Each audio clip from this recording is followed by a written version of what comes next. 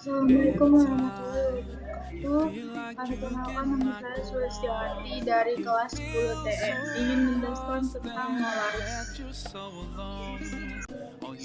Pengertian mawaris. Mawaris merupakan serangkaian kejadian mengenai pengalihan pemilikan harta benda dari orang yang meninggal dunia kepada seseorang yang masih hidup. Orang mati yang disebut pewaris atau yang mewariskan. 2. Harta milik orang yang mati atau orang yang mati meninggalkan harta warisan.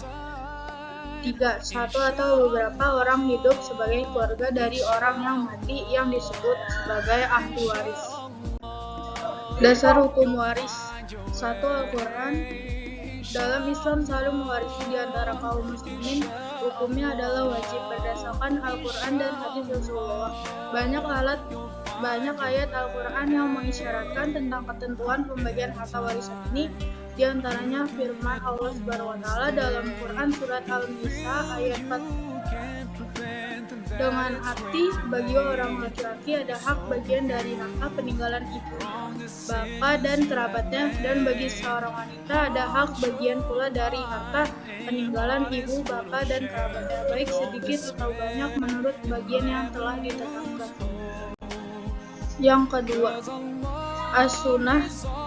Hadis dari Ibnu Mas'ud berikut. Dengan arti dari Ibnu Mas'ud, Rasulullah SAW bersabda, pelajarilah Al-Quran dan ajarkanlah ia kepada manusia, dan pelajarilah Al-Faraid dan ajarkanlah ia kepada manusia. Maka sesungguhnya aku ini manusia yang akan mati dan ilmu pun akan diangkat. Hampir saja nanti akan terjadi dua orang yang berselisih tentang pembagian harta warisan dan masalahnya, maka mereka berdua pun tidak menemukan seseorang yang memberitahukan pemecahan masalahnya kepada mereka. Hadis riwayat Ahmad. Yang ketiga, posisi hukum kewarisan Islam di Indonesia. Tabel mawaris menurut Kahfi Komplikasi Hukum Islam.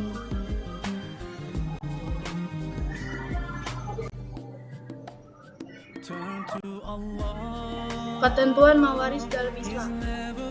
1. Ahli waris. Jumlah ahli waris yang berhak menerima harta warisan dari seseorang yang meninggal dunia.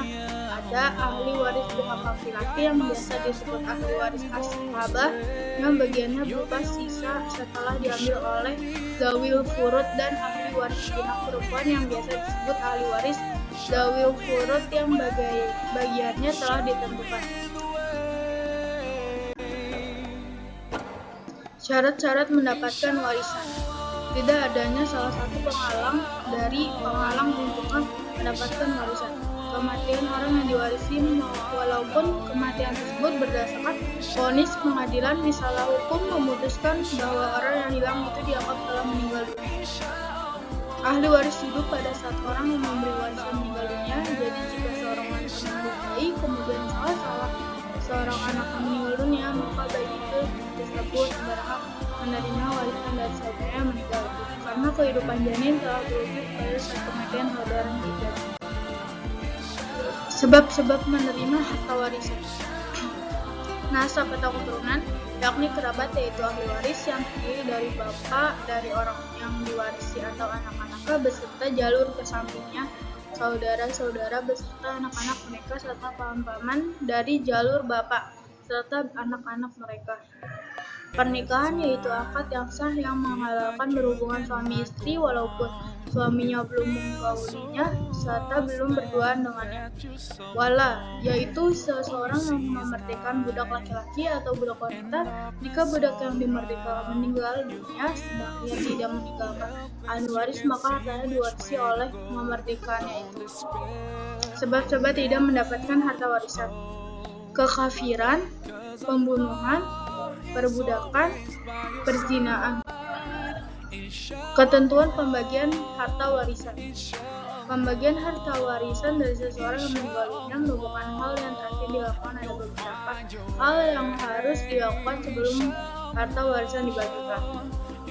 Selain penguratan jenazah, wasiat dan fungsi mayatlah yang harus terlebih dahulu ditunaikan. Dalam Al-Quran terdapat ayat-ayat yang menegaskan bahwa pembagian harta warisan dilaksanakan setelah penunaian wasiat dan utang si mayit, seperti yang terdapat dalam Quran surat An-Nisa ayat 4.